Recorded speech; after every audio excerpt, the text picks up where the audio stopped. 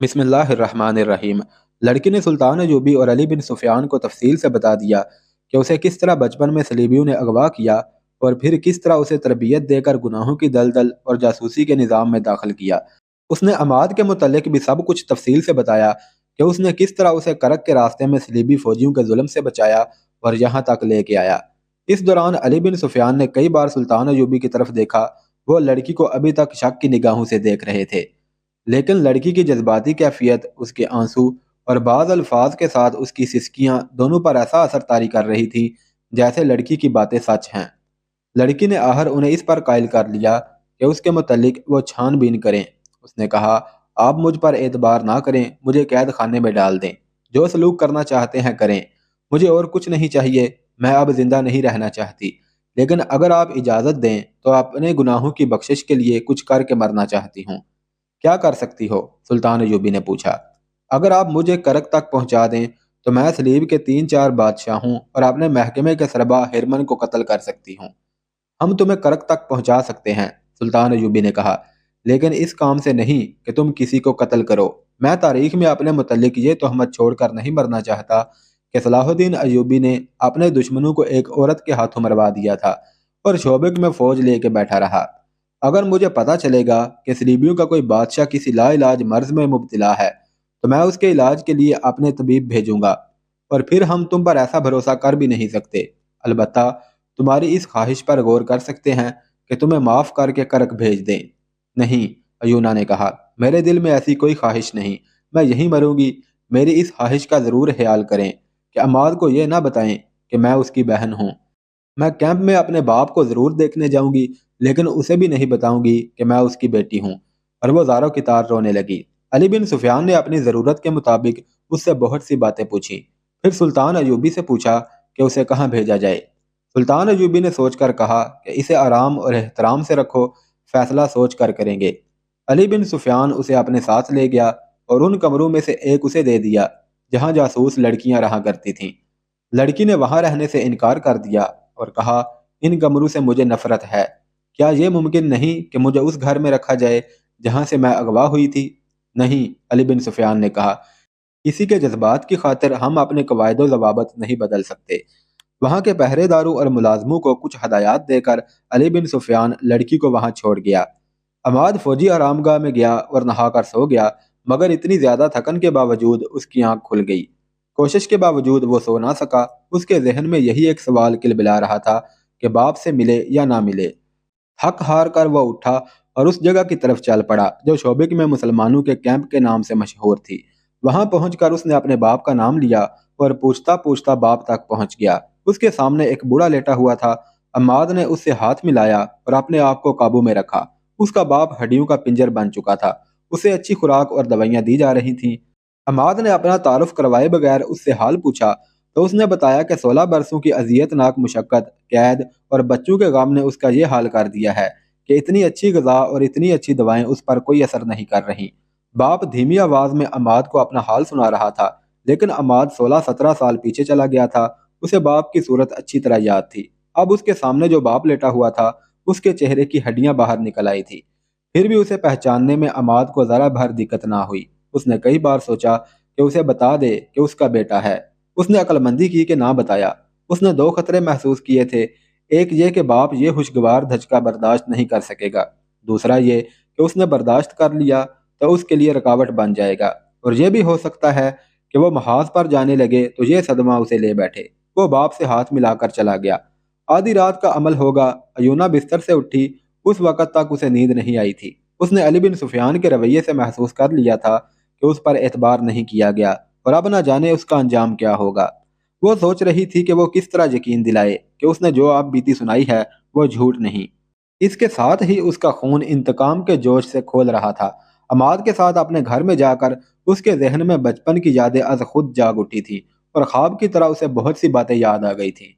उसे यह भी याद आ गया कि उसे अगवा के बाद बेतहाशा प्यार, खिलौनों और नहायत अच्छी खुराक से यह रूप दिया गया था। फिर उसे वो गुनाह याद आए जो उससे कराए गए थे और वो सरापा गुनाह बन गई थी। वो इंतकाम लेने को बेताब हुई जा रही थी। इस जज्बाती हालत ने उसे सोने नहीं दिया था। इस जहनी कैफियत में बाप से मिलने की ख्वाहिश भी शिद्दत इख्तियार करती जा रही थी। वो बाहर नहीं निकल सकती थी। باہر دو پہرے دار ہر وقت ٹہلتے رہتے تھے۔ اس کا دماغ اب سوچنے کے قابل نہیں رہا تھا، وہ اب جذبات کے زیر اثر تھی۔ اس نے دروازہ ذرا سا کھول کر دیکھا، اسے باتوں کی آوازیں سنائی دی۔ دائیں طرف کوئی 20 گز دور اسے دونوں پہرے دار باتیں کرتے ہوئے سائے کی طرح نظر آئے۔ لڑکی دروازے میں سے سر نکالے انہیں دیکھتی رہی۔ پہرے دار وہاں سے ذرا پرے ہٹ گئے تو لڑکی دبے پاؤں باہر نکلی اور عمارت کی اوٹ میں ہو گئی۔ آگے گھاٹی اترتی تھی، وہ بیٹھ گئی اور پاؤں پر سرکتی ہوئی گھاٹی اتر گئی۔ اب اسے پہرے دار نہیں دیکھ سکتے تھے۔ اسے معلوم تھا کہ مسلمانوں کا کیمپ کہاں ہے، اور اسے یہ بھی معلوم ہو چکا تھا کہ اب یہ کیمپ قید خانے سے مہمان خانہ بن گیا ہے، اس لیے اسے یہ خطرہ نہیں تھا کہ وہاں کوئی سنتری اسے روک لے گا۔ وہ باپ کو ملنے جا رہی تھی جس کا اسے صرف نام معلوم تھا۔ وہ تیز تیز جا رہی تھی کہ اسے پیچھے کسی کے قدموں کی آہٹ سنائی دی۔ اس نے پیچھے دیکھا مگر کوئی نظر نہ آیا۔ اس آہٹ کو وہ اپنے قدموں کی آہٹ سمجھ کر چل پڑی، لیکن یہ کسی اور کی آہٹ تھی۔ ایک تنومند آدمی وہیں سے اس کے پیچھے چل پڑا تھا جہاں سے وہ گھاٹی اتری تھی۔ ایونا کو یہ آہٹ ایک بار پھر سنائی دی۔ وہ رکی ہی تھی کہ اس کے سر اور منہ پر کپڑا آن پڑا۔ پلک جھپکتے کپڑا بند گیا اور دو مضبوط بازوؤں نے اسے جکڑ کر اٹھا لیا۔ وہ تڑپی مگر تڑپنا بیکار تھا۔ رات تاریک تھی اور یہ علاقہ غیر آباد تھا۔ ذرا آگے جا کر اسے ایک کمبل میں لپیٹ کر گٹھڑی کی طرح اٹھا لیا گیا۔ وہ ایک نہیں دو آدمی تھے۔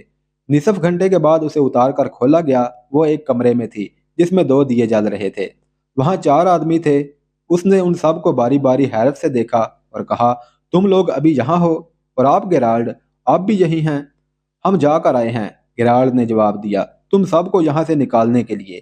اچھا ہوا کہ تم مل گئیں۔ یہ وہ 4 سلیبی تھے جنہیں کرک سے اس کام کے لیے بھیجا گیا تھا کہ جاسوس لڑکیاں جو مسلمانوں کے قبضے میں رہ گئی ہیں انہیں وہاں سے نکالیں، اور شوبک میں اپنے جو جاسوس رہ گئے ہیں انہیں وہاں منظم کریں، اور اگر ممکن ہو تو وہاں تحریب کاری بھی کریں۔ تحریب کاری میں ایک کام یہ بھی شامل تھا کہ استبل میں داخل ہو کر جانوروں کے چارے میں زہر ملائیں، رسد کو آگ لگائیں، اور فوجیوں کے لنگر خانے میں بھی زہر ملا سکیں تو کوشش کریں۔ اس گروہ کا کمانڈر گینالڈ نام کا ایک برطانوی تھا جو تباہ کار جاسوسی کا ماہر سمجھا جاتا تھا۔ ایونا اسے بہت اچھی طرح جانتی تھی۔ اسے دیکھ کر ایونا کا خون نفرت اور انتقام کے جوش سے کھول اٹھا، لیکن وہ فوراً سنبھل گئی۔ یہ موقع نفرت کے اظہار کا نہیں تھا۔ گیرالڈ تو ایسا گمان بھی نہیں کر سکتا تھا کہ ایونا بالکل بدل گئی ہے۔ اس نے ایونا سے پوچھا کہ وہ کہاں جا رہی تھی۔ ایونا نے کہا کہ اسے فرار کا موقع مل گیا تھا، اس لیے وہ فرار ہو رہی تھی۔ گیرالڈ نے اسے بتایا کہ وہ چھاپا مار جاسوسوں کا ایک گروہ کرک کے مظلوم مسلمانوں کے بحروپ میں یہاں لایا ہے۔ ان دنوں شوبک کے حالات ایسے تھے کہ یہ گروہ آسانی سے ایک ہی گروہ کی صورت میں شہر میں آ گیا تھا۔ جنگ کی وجہ سے لوگ آ جا رہے تھے، ارد گرد کے دیہات کے مسلمان بھی شہر میں آ رہے تھے۔ اسی دھوکے میں یہ گروہ بھی آ گیا۔ شہر میں پہلے سے جاسوس موجود تھے، انہوں نے پورے گروہ کو پس پردہ کر لیا۔ گیرالڈ نے ایونا کو بتایا کہ وہ 2 راتوں سے اس مکان کو دیکھ رہا ہے جس میں لڑکیاں ہیں۔ اس جگہ سے وہ اچھی طرح واقف تھا، یہ انہی کی بنائی ہوئی جگہ تھی۔ رات کو وہ دیکھنے جاتا تھا کہ پہرے داروں کی حرکات اور معمول کیا ہے۔ یہ بڑا اچھا اتفاق تھا کہ اسے ایونا مل گئی۔ ایونا نے اسے بتایا کہ لڑکیوں کو نکالنا آسان نہیں، تاہم نکالا جا سکتا ہے۔ رات کو ہی اسکیم تیار ہو گئی۔ ایونا نے گیرالڈ کو بتایا کہ لڑکیاں کھلے کمروں میں ہیں جو قید خانہ نہیں، پہرے دار صرف 2 ہیں۔ اس قسم کی اور بھی بہت سی تفصیلات تھیں جو ایونا نے انہیں بتائیں۔ یہ بھی طے ہو گیا کہ لڑکیوں کو نکالنے کے لیے کتنے آدمی جائیں گے اور باقی آدمی کون سے مکان میں جمع ہوں گے۔ اس اسکیم کے مطابق ایونا نے یہ تجویز پیش کی کہ اسے واپس چلے جانا چاہیے، کیونکہ اس کی گمشدگی سے لڑکیوں پر پہرا سخت کر دیا جائے گا، جس سے یہ مہم ناممکن ہو جائے گی۔ گیرالڈ کو ایونا کی یہ تجویز پسند آئی اور اسے اپنے ساتھ لے جا کر اس کی رہائش گاہ کے قریب چھوڑ دیا گیا۔ ایونا کو باہر سے آتے دیکھ کر پہرے داروں نے اس کی باز پرس کی۔ اس نے یہ کہہ کر ٹال دیا کہ وہ دور نہیں گئی تھی۔ پہرے دار اس لیے چپ ہو گئے کہ یہ ان کی لاپرواہی تھی کہ لڑکی نکل گئی تھی۔ دوسرے دن علی بن سفیان کسی اور کام میں مصروف تھا۔ ایونا نے پہرے داروں سے کہا کہ وہ اسے علی بن سفیان کے پاس لے چلیں۔ انہوں نے یہ کہہ کر انکار کر دیا کہ یہاں اس کے بلانے پر کوئی نہیں آئے گا، بلکہ اس کی جب ضرورت ہوگی تو اسے بلایا جائے گا۔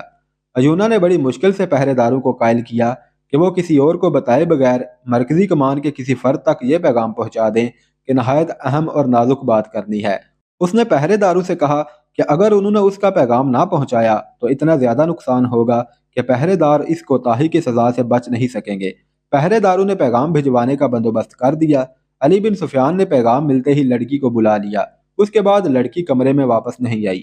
رات کو جب شعبک کی سرگرمیاں سو گئیں اور شہر پر خاموشی طاری ہو گئی تو اس عمارت کے ارد گرد 8-10 سائے سے حرکت کرتے نظر آئے جہاں لڑکیوں کو رکھا گیا تھا۔ عجیب بات یہ تھی کہ دونوں پہرے دار غائب تھے۔ 8-10 چھاپا مار خوش ہونے کی بجائے حیران ہوئے ہوں گے کہ پہرے دار کیوں نہیں ہیں۔ وہ آٹھوں پیٹ کے بل رینگ کر آگے آئے۔ ایونا نے انہیں بتا دیا تھا کہ لڑکیاں کون کون سے کمرے میں ہیں۔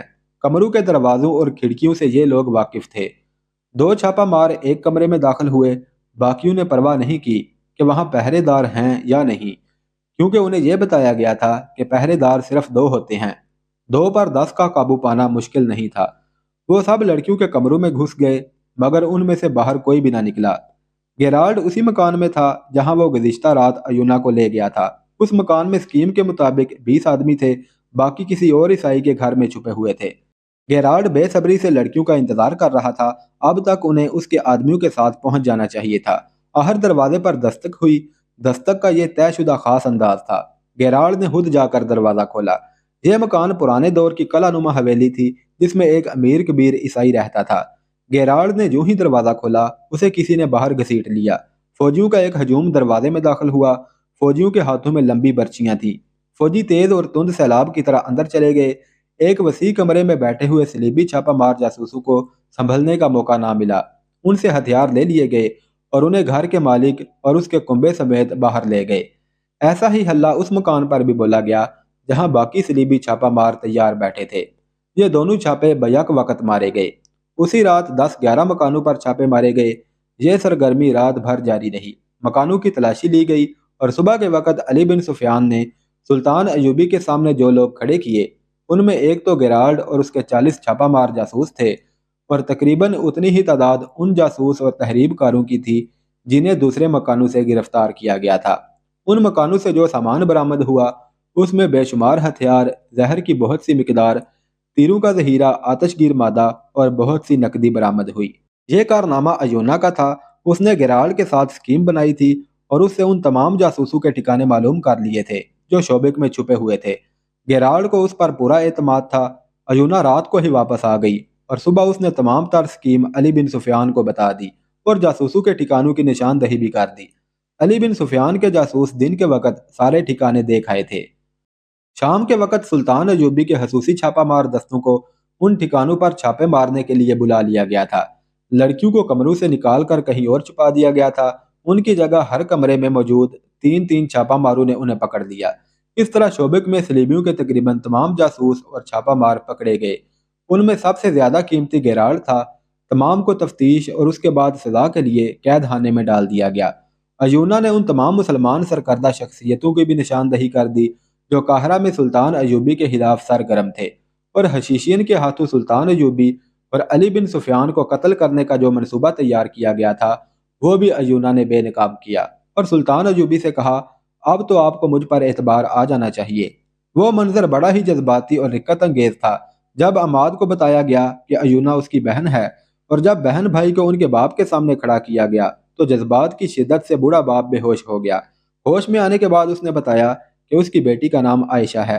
سلطان ایوبی نے اس خاندان کے لیے خاص وظیفہ مقرر کیا اور علی بن سفیان کے محکمے کے لیے حکم جاری کیا کہ تمام جاسوس لڑکیوں کے متعلق مکمل چھان بین کی جائے۔ صلیبیوں نے دوسری لڑکیوں کو بھی مسلمان گھرانوں سے اغوا کیا ہوگا۔ سلطان ایوبی کی فوج بہت بڑے خطرے سے محفوظ ہو گئی تھی۔ شوبک سے دور محاذ کی خبریں امید افزا تھی، لیکن فوری ضرورت یہ تھی کہ بکھرے ہوئے دستوں کو یکجا کیا جائے۔ اس مقصد کے لیے سلطان ایوبی نے شوبک کا فوجی نظام اپنے معاونوں کے حوالے کر کے اپنا ہیڈ کوارٹر شوبک سے دور صحرا میں منتقل کر لیا۔ اس نے برق رفتار قاصدوں کی ایک فوج اپنے ساتھ رکھ لی۔ اس کے ذریعے اس نے 1 ماہ میں بکھرے ہوئے دستے ایک دوسرے کے قریب کر لیے۔ اس کے بعد انہیں 3 حصوں میں تقسیم کر کے شوبک کا دفاع اس طرح منظم کر دیا جس طرح قاہرہ کا کیا تھا۔ سب سے دور سرحدی دستے تھے جس کے سوار گشت کرتے تھے۔ ان سے 5-6 میل دور فوج کا دوسرا حصہ ہمہ کر دیا اور تیسرے حصے کو متحرک رکھا۔ کرک میں اکٹھی ہونے والی صلیبیوں کی فوج کی کیفیت ایسی تھی کہ فوری حملے کے قابل نہیں تھی۔ ادھر سلطان ایوبی نے بھرتی کی رفتار تیز کر دی اور نئی بھرتی کی ٹریننگ کا انتظام کھلے صحرا میں کر دیا۔ اس نے علی بن سفیان سے کہا کہ وہ کرک میں اپنے جاسوس بھیجے جو وہاں کی اطلاع لانے کے علاوہ یہ بھی کام کریں کہ وہاں کے رہنے والے مسلمان نوجوانوں کو کرک سے نکلنے اور یہاں آ کر فوج میں شامل ہونے کی ترغیب دیں۔ فلسطین ابھی صلیبیوں کے پاؤں تلے کراہ رہا تھا۔ یروشلم یعنی بیت المقدس صلیب پر لٹکا ہوا تھا، اس مقدس شہر سے خون رس رہا تھا۔ وہاں کے مسلمان جو صلیبیوں کے ظالمانہ استبداد کے شکنجے میں آئے ہوئے تھے، پس رہے تھے، تڑپ رہے تھے اور صلاح الدین ایوبی کا انتظار کر رہے تھے۔ ان تک یہ اطلاعیں پہنچ چکی تھیں کہ سلطان صلاح الدین ایوبی فلسطین کی سرزمین میں داخل ہو چکا ہے اور شوبک کا قلعہ مسلمانوں کے قبضے میں ہے۔ یہ ان کے لیے خوشخبری تھی، مگر یہ خوشخبری پیغام اجل ثابت ہوئی۔ صلیبیوں نے شوبک کی شکست کا انتقام یروشلم اور دیگر شہروں اور قصبوں کے مسلمانوں سے لینا شروع کر دیا تھا۔ وہ مسلمانوں کو مردہ کر دینا چاہتے تھے تاکہ وہ جاسوسی نہ کر سکیں اور حملے کی صورت میں صلاح الدین ایوبی کی مدد کرنے کی جرات نہ کریں۔ سب سے زیادہ مظالم کرک کے مسلمانوں پر توڑے جا رہے تھے۔ شوبک کے بعد کرک ایک بڑا قلعہ تھا جس پر صلیبیوں کو بڑا ناز تھا۔ ایسا ہی ناز انہیں شوبک پر بھی تھا، مگر اس کے ناز کو سلطان صلاح الدین ایوبی کی نہایت اچھی چال اور اس کے مجاہدین کی شجاعت نے ریت کے ذروں کی طرح بکھیر دیا تھا۔ اب صلیبی کرک کو مضبوط کر رہے تھے۔ وہاں کے مسلمان باشندوں پر تشدد ایک احتیاطی تدبیر تھی۔ صلیبیوں کو یہ وہم ہو گیا تھا کہ مسلمان جاسوسی کرتے ہیں، چنانچہ یہاں بھی انہوں نے شوبک کی طرح مشتبہ مسلمانوں کو بیگار کیمپ میں پھینکنا شروع کر دیا تھا۔ فلسطین کی فتح ہمارا ایک عظیم مقصد ہے، مگر کرک سے مسلمانوں کو نکالنا اس سے بھی عظیم تر مقصد ہونا چاہیے۔ جاسوسوں کا ایک گروہ کا سربراہ سلطان صلاح الدین ایوبی کو بتا رہا تھا۔ وہ طلت چنگیز نام کا ایک ترک تھا جو 6 جاسوسوں کو شوبک سے بھاگے ہوئے عیسائی باشندوں کے بحروپ میں کرک لے گیا تھا۔ وہ 3 مہینوں بعد واپس آیا تھا اور سلطان صلاح الدین ایوبی کو علی بن سفیان کی موجودگی میں وہاں کے حالات بتا رہا تھا۔ صلیبی فوج جو بھاگ کر کرک پہنچی تھی، اس کے متعلق اس نے بتایا کہ وہ خاصی بری حالت میں ہے اور فوری طور پر لڑنے کے قابل نہیں۔ اس ہاری ہوئی فوج نے کرک میں جاتے ہی مسلمانوں کا جینا حرام کر دیا ہے اور اندھا دھند گرفتاریاں شروع ہو گئی ہیں۔ مسلمانوں کی عورتوں نے باہر نکلنا چھوڑ دیا ہے۔ جہاں کسی مسلمان پر ذرا سا بھی شک ہوتا ہے، اسے پکڑ کر بیگار کیمپ میں لے جاتے ہیں، جہاں انسان ایسا مویشی بن جاتا ہے جو بول نہیں سکتا، صبح کے اندھیرے سے رات کے اندھیرے تک کام کرتا ہے اور سوکھی روٹی اور پانی پر زندہ رہتا ہے۔ ہم نے وہاں زمین دوز مہم چلائی ہے کہ جتنے مسلمان جوان ہیں یا لڑنے کی عمر میں ہیں، وہ یہاں سے نکل کر شوبک پہنچیں اور فوج میں بھرتی ہو جائیں تاکہ کمبخت کا انتظار کیے بغیر کرک پر حملہ کیا جا سکے۔ چنگیز ترک نے کہا کہ ہماری موجودگی میں کچھ لوگ وہاں سے نکل آئے تھے، لیکن یہ کام ایک تو اس لیے مشکل ہے کہ ہر طرف صلیبی فوج پھیلی ہوئی ہے، اور دوسری مشکل یہ ہے کہ اپنے کنبوں خصوصاً عورتوں کو وہ عیسائیوں کے رحم و کرم پر چھوڑ کر نہیں آ سکتے۔ فوری ضرورت یہ ہے کہ کرک پر حملہ کیا جائے اور مسلمانوں کو نجات دلائی جائے۔ اس سے پہلے ایک اور جاسوس یہ اطلاع دے چکا تھا کہ صلیبیوں کی سکیم اب یہ ہے کہ سلطان صلاح الدین ایوبی کرک کا محاصرہ کرے گا تو صلیبیوں کی ایک فوج جو ایک صلیبی حکمران ریمانڈ کے زیر کمان ہے، عقب سے حملہ کرے گی۔